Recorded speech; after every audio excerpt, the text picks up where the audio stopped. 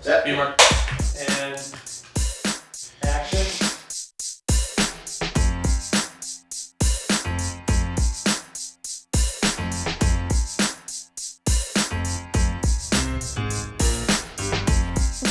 Don't worry guys, this is not a real morgue. I'm here in Vancouver on the set of iZombie, and clearly, I'm running around like a kid in a DC playground. We're gonna chat with the cast to find out what set life is like and find out what's up next for iZombie. This is so cool. So, first season was a lot about just Liv figuring out the zombie story and how that works in the city. Now, we have somebody who's hunting zombies. How's Liv gonna react when she finds out that it's Major?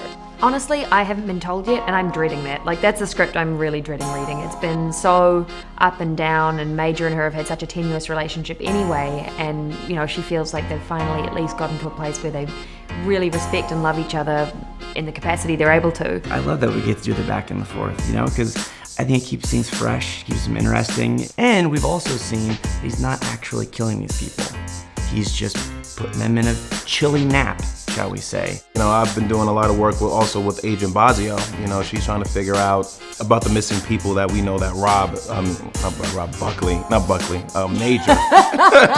That Major is obviously kidnapping and putting in deep freezers.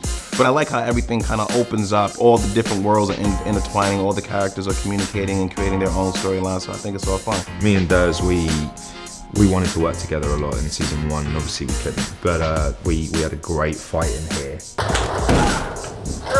And for some reason, there's just this weird, me and David have been giving each other the stink eye in every single scene. I don't know why, we just decided our characters hate each other. Yeah, we keep giving each other evil looks.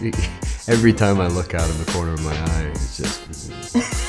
It wasn't anything written, it's just every time he was in the morgue, we just started giving each other dirty looks, and then we got the fight outside of that, so it just all worked out. No, it's absolute joy to work with all of them, because they're all great people and fantastic actors and true pros, and they make work easy. We've been having a lot of fun this year, and it's something we tried different from last year in having more fun with iconic brains. You know, last year we started out some subtler brains that had like a negative aspect. But once we got to episode, I think it was 112 last year with Cheerleader Brain, which, you know, gave Liv this kind of great comic conceit to play, and she really knocked it out of the park, Rose did. And so we've kind of been running with that this year, and it's new. And so we started out with some Grumpy Old Men Brain and Liv Frat Bro Brain. I think you can have a little taste of Horny Librarian Brain, which I think would be very fun, Pathological Liar Brain, and this one a little more obscure, but I still think would be quite fun once you dig into it, Yelp Reviewer Brain, which we all know about some of those. We just finished Method Actor Brain, which has been a lot of fun. I tell Rahul Kohli that I've been channeling him the whole time. Every time I do something really pretentious, I look over at Rahul. Is that what we do? She's been stealing my look, apparently my smolder and my pout, when we talk about, you know, inner life and how I prepared for my process. That's the essence of acting. It's a search for truth. Can you give everybody watching a little background on what you guys are actually shooting today? Today we are in Shady Plots, which is Blaine's funeral home, and we are testing him because the rat that was cured has just turned back. So we assume that both Major and Blaine at some point will just revert back to zombie state. I'm thrilled as Rose that they were able to write this like new relationship between Blaine and Liv to be able to work together, because I love working with David Anders. He's fantastic, and they kind of have a weird sibling dynamic in some ways of they really press each other's buttons but know that there's something very smart about each other. And we just shot a scene this morning where he gets to do the Al Pacino Godfather line. Just when I thought I was out, they pulled me back in. Nobody else can pull that off like David Anders or Al Pacino. If Liv were to eat your brain, not Clive's brain, what are some of the traits she would take on? 85% of her day would be spent thinking about food, or eating, or pursuing food. She'll have a mean sweet tooth, I'll tell you that. That would be the big shocker. It would be like, all Buckley does is eat food and then think about the next meal. Nosy, really nosy. Schizophrenia, megalomania. She'll be a decent basketball player, decent. But a real sweetheart. A decent chef as well. A decent chef. I like to open the kitchen drawer and spoon.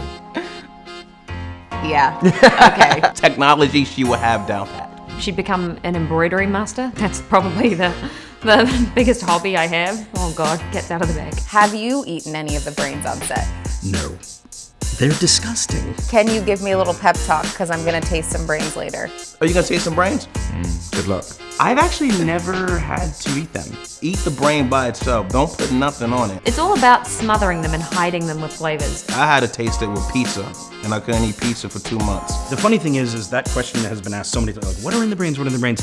I've read so many different versions, true, false, rumors, and everything. I'm not exactly sure what's in the brains anymore. I just know I don't want to taste them. But, I was totally gonna be like, given that, I have no problem. Let's get you eating some brains. I thought you were gonna Definitely. say I have no problem. Let's try some brains together for the first time. Do you have brains here?